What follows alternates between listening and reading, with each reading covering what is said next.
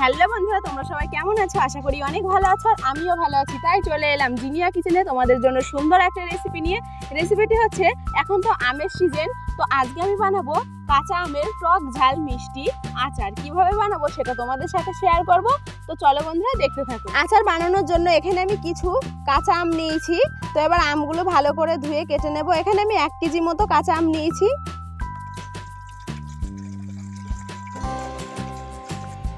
এখানে আমের বোটাটা কেটে আমি জলে ভালো করে ধুয়ে নেব। দেখো, আমের বোটাটা কেটে নিয়েছি, কারণ এখান দিয়ে আঠা বার হবে। তো এবার জলে দিয়ে দেব।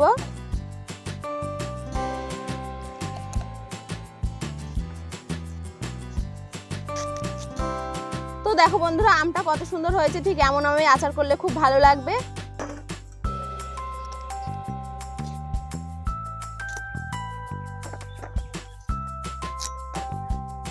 সব আমগুলো আমি এইভাবে চৌকো চৌকো করে কেটে নেব। দেখো বন্ধুরা, আমার আমগুলো সব কাটা হয়ে গেছে। এবার আমের আচারের জন্য প্রথমে আমি একটা মশলা বানিয়ে নেব। তো এখানে নিয়েছি শুকনো লঙ্কা, মৌরি, জিরে, ধনে, মেথি আর নিয়েছি তেজপাতা। এই মশলাটা ভালো করে ভেজে নেব। এখানে আমি একটু বেশি ঝাল দিয়েছি, কারণ আচারটা আমি টক ঝাল মিষ্টি করব। তোমরা যেমন পরিমাণ ঝাল খাও সেই পরিমাণে ঝাল দেবে। আর এই মশলাগুলো আমি 1 কেজি আমের পরিমাপ অনুযায়ী মশলা নিয়েছি। তোমরা যদি বেশি আমের আচার করতে চাও তো বেশি মশলা দিতে হবে। তো মশলাটা এবার ভালো করে ভেজে নেব। মশলাটা ভাজা হয়ে গেছে, এবার নামিয়ে নেব। মশলাটা এবার গুঁড়ো করে নেব। আমি 500 গ্রাম আখের গুড় নিয়েছি। এবার গুড়টা একটু জাল করে পাতলা করে নেব। দিয়ে দেবো কড়াইয়ে। এবার এখানে আমি এই গুড়ের বাটিটা ধুয়ে অল্প একটু জল দিয়েছি, বেশি জল দেব না। গুড়টা জাল করে পাতলা করে নিয়েছি। এবার নামিয়ে ছেঁকে নেব। গুড়টা ছেঁকে নিলাম, কারণ গুড়ে অনেক বালি থাকে। তো দেখো, গুড়টা ছেঁকে নিলে একটু ভালোই হয়। কড়াই এবার দিয়ে দেবো সরষের তেল।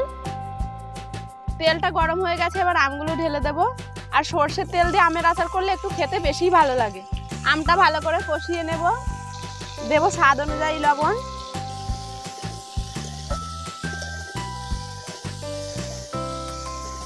আচারটা একটু কালারের জন্য দিয়ে দেব কাশ্মীরি লঙ্কা গুঁড়ো। গুলো ভালো করে কষিয়ে নিয়েছি। এবার দিয়ে দেব গুড়। আমি এখানে গুড় ব্যবহার করছি, তোমরা চাইলে চিনিও দিতে পারো।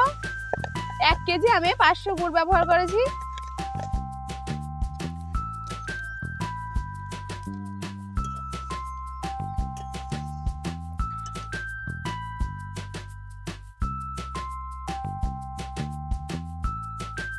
দেখো বন্ধুরা, আচারটা হয়ে গেছে। এবার দিয়ে দেবো ভেজে রেখেছিলাম মশলা। তো মশলাগুলো আমি খুব বেশি গুঁড়ো করিনি, অল্প অল্প গুঁড়ো করে নিয়েছি। তো এবার দিয়ে দেবো। আর এই মশলাটা দিলে আচারটা খেতে খুব ভালো লাগবে। ঝাল ঝাল মিষ্টি মিষ্টি টক টক খুব ভালো লাগবে। তোমরা আমার এই স্টেপগুলো ফলো করে বাড়িতে বানিয়ে দেখবে। খুব সহজ বানানো, আর খেতেও খুব ভালো লাগবে। এখানে নিয়েছি 2 চামচ ভিনিগার। দিয়ে দেব।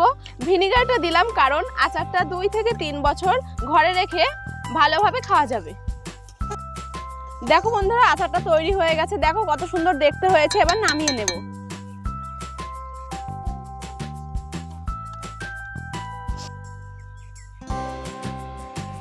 আমি একটু ঝোলঝোলি রেখেছি, কারণ এই ঝোলটা আবার টেনে নেবে। দেখো বন্ধুরা, কত সুন্দর হয়েছে। এটা দেখতে যতটা সুন্দর, খেতে খুব ভালো। আর আমার এই ভিডিওটা ভালো লাগলে অবশ্যই লাইক, কমেন্ট, শেয়ার এবং চ্যানেলটি সাবস্ক্রাইব করে দেবে। দেখা হচ্ছে আবারও নেক্সট ভিডিওতে।